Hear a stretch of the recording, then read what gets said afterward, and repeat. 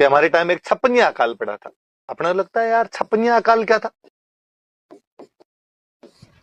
क्या हुआ होगा छप्पनिया अकाल के अंदर इतना, मतलब छप्पनिया अकाल का खौफ इतना ज्यादा कि 56 के अंक को अशुभ मानने लग गए। मैंने खूब सारे ऐसे होटल देखे हैं जिनमें 56 नंबर का रूम नहीं होता। तो मतलब छप्पनिया अकाल ही अपने अशुभ अशुभ का सूचक माना जाने लगा, गलत चीजों का सूचक माना जाने लगा। 56 तो अब वो छप्पनिया अकाल क्यों कहते हैं उसको, अकाल तो समझ गए, उसका नाम छप्पनिया क्यों है। तो उन वाले कैलेंडर में, दादाजी वाले कैलेंडर में, मम्मी वाले कैलेंडर में उस साल 56 का साल था। कौन सा 56? तो 1956 चल रहा था, 1956 चल रहा था विक्रमी कैलेंडर का।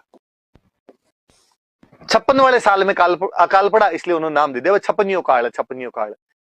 अब मुझे याद आता है कि 2010 का आरएस का प्रीलिम्स था और आरएस वालों ने क्वेश्चन पूछ लिया कि राजस्थान का प्रसिद्ध छप्पनिया अकाल ईस्वी सन के अनुसार कौन से वर्ष में पड़ा था। शहर वाले टाबरों के फिर दुख। पहली बात तो उनका छप्पनिया अकाल नहीं सुना हुआ। यदि उन्होंने छप्पनिया अकाल सुन लिया तो उनको यह नहीं पता ये विक्रमी संवत का कौन सा कैलेंडर चल रहा था। विक्रमी संवत का पता चले तो यह नहीं पता चल रहा कि ईस्वी सन को कैसे निकाले। अपने तीनों याद रखने, वो बात तो मैंने बता दी कि 57 ईयर्स का डिफरेंस है।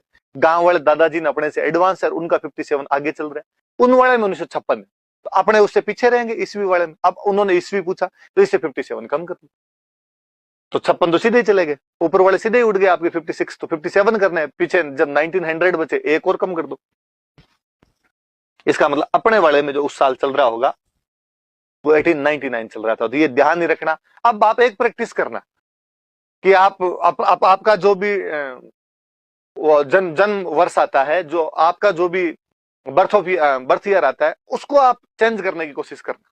डेट ऑफ बर्थ लेना, देखना ईयर क्या है, अब उसमें आप 56 जुड़ेगा घटेगा वो आप सोचना क्या होगा, सोचना कि उस साल वो विक्रमी संवत का जो कैलेंडर रहा होगा उसके अंदर क्या रहा होगा, और घटनाओं के बारे में आप सोचना कि जब देश आजाद हुआ था उस साल विक्रमी कैलेंडर में क्या रहा होगा। आप सोचना जब संविधान लागू हुआ तब उसके अंदर क्या रहा होगा, जब राजस्थान का एकीकरण संपन्न हुआ, आपने यूनाइट हो गए थे पूरी तरीके से, तब